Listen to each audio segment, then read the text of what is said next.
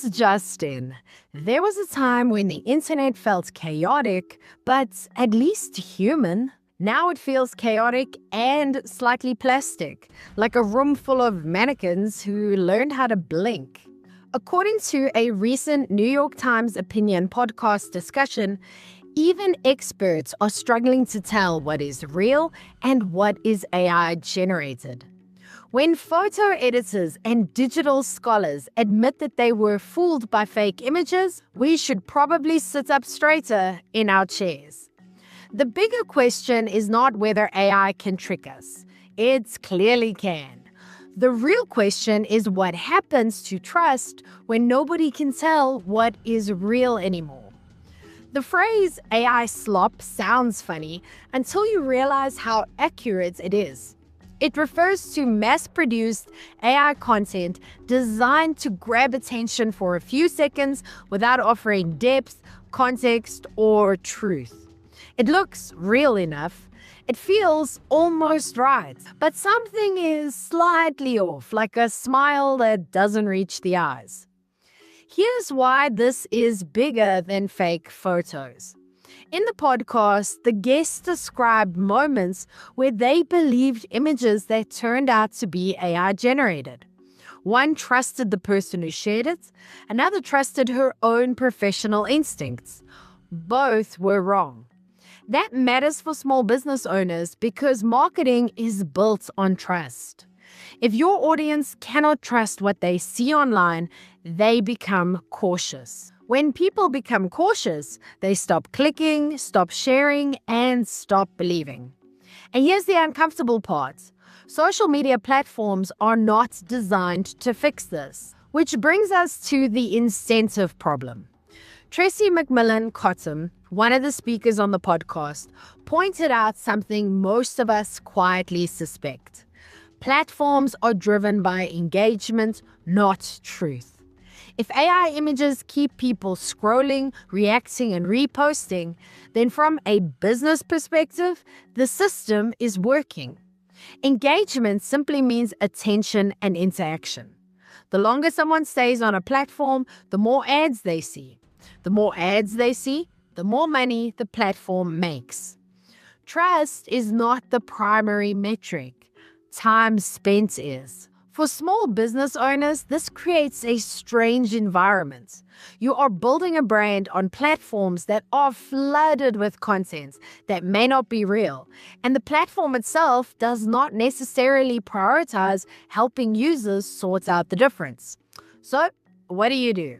Well, that brings us to the emotional test. One practical insight from the podcast discussion was surprisingly simple. If you enjoy a piece of content too much, interrogate it. If it makes you feel strongly validated, outraged, or delighted in a way that seems almost too perfect, pause. Ask whether it makes you want to act, share it, buy something, get angry. Those moments are when verification matters most. As a business owner, this applies in reverse. If your marketing only aims for a quick emotional spike, you risk blending into the slop. If it is designed to wash over someone for 8 seconds, they will treat it like everything else that washes over them. That is not brand building. That is noise. Now, here's why human proof matters more than ever. One of the most interesting trends mentioned on the podcast was how some large brands now show behind-the-scenes footage of how their ads were made. They highlight real people, real craft, and real process to prove authenticity. Authenticity in plain English means that something is genuinely what it claims to be, not staged to look human, actually human. For service-based businesses, this is your opportunity. You do not need a behind-the-scenes film crew.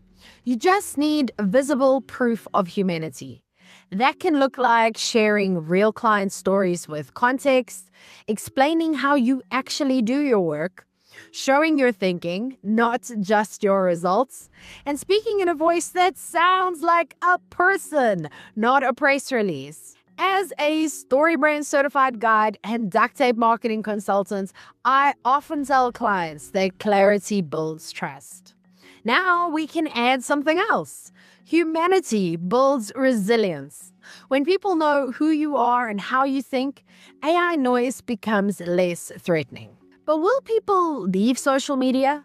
Early research mentioned in the podcast discussion suggests that the more AI content people see, the more distrustful they become of social media.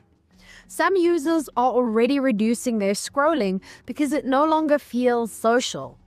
If that trend grows, platforms may eventually see economic pressure to distinguish between human and AI content.